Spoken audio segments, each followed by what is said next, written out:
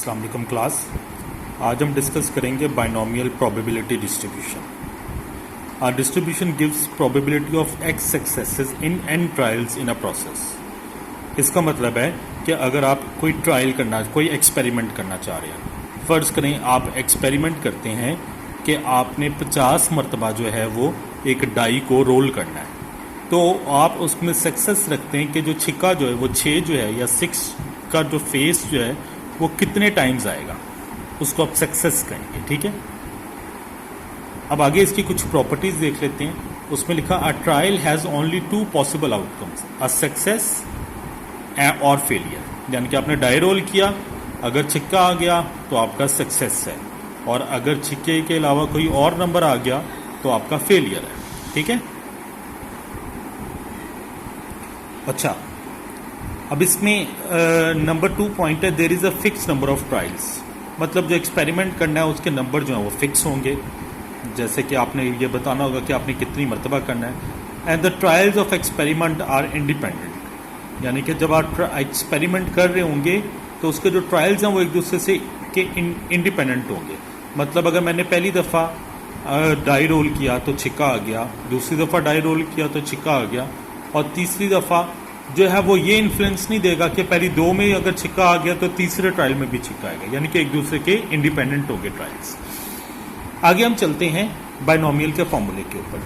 Binomial का जो formula है वो आपके सामने है, probability of x is equal to x, जिसमें small x is number of success और कैपिटल एक्स जो आप फाइंड आउट करना चाह रहे हैं is equal to n c x. C जो यहाँ पे कॉम्बिनेशन है, n is the number of trials या sample size, p power x q की पावर n माइनस एक्स। मैंने सारी चीज़ें डिटेल में बताई हुई हैं। n is the sample size, small x is the number of successes, n minus x is the number of failures, small p is the probability of success, and q which is 1 minus p is the probability of failure.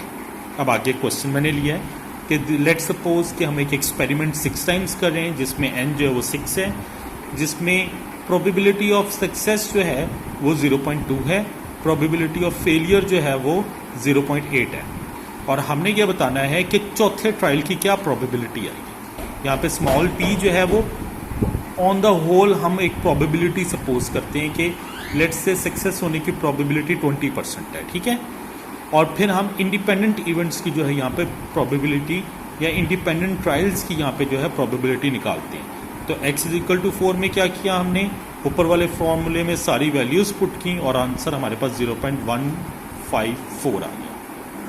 Further मैंने आपको ये बताया है, पहला note है, और note ये है कि अगर आपने बाइनोमियल प्रोबेबिलिटी डिस्ट्रीब्यूशन में मीन निकालना है या एक्सपेक्टेड वैल्यू निकालनी है तो उसका फॉर्मूला है mu is equal to n p, और अगर स्टैंडर्ड डेविएशन या वेरिएंस निकालनी है तो उसका फॉर्मूला भी मैंने आपको दे दिया।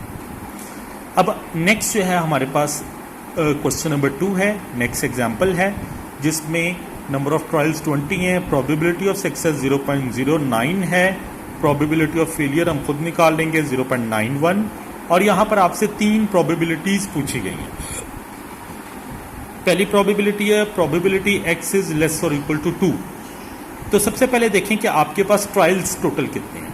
ट्रायल्स जो होते हैं वो आपके होते हैं 0 से, अगर 20 n की वैल्यू 20 है तो x की पॉसिबल वैल्यू क्या हो सकती है, 0 से लेकर 1 2 3 अप टू सो ऑन 20 तक x की पॉसिबल वैल्यूज आपके पास आ सकती है।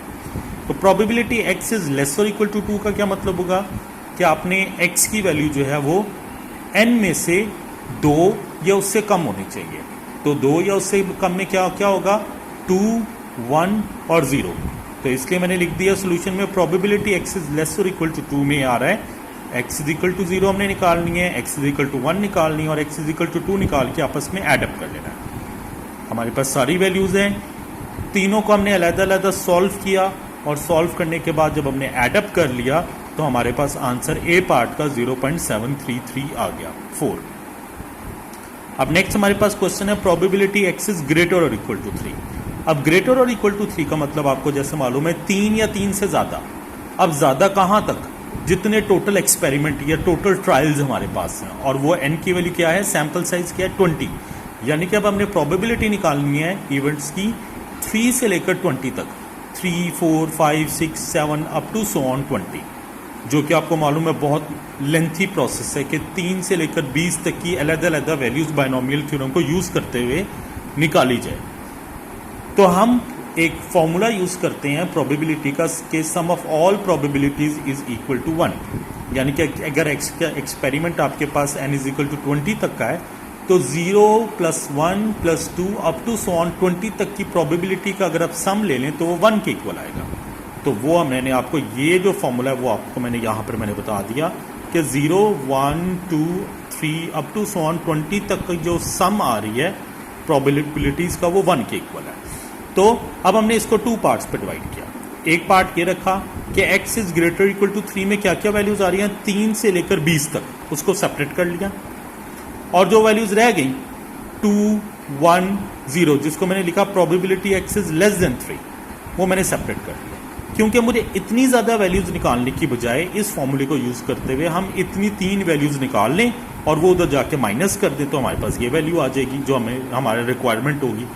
तो अब हम क्या करेंगे, प्रोबेबिलिटी x इज लेस और इक्वल टू 3 पहले निकालेंगे।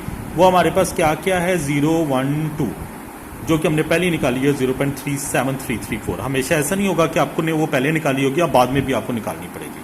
तो probability x is greater equal to 3 किसके इक्वल होगा 1 minus probability x is less than 3।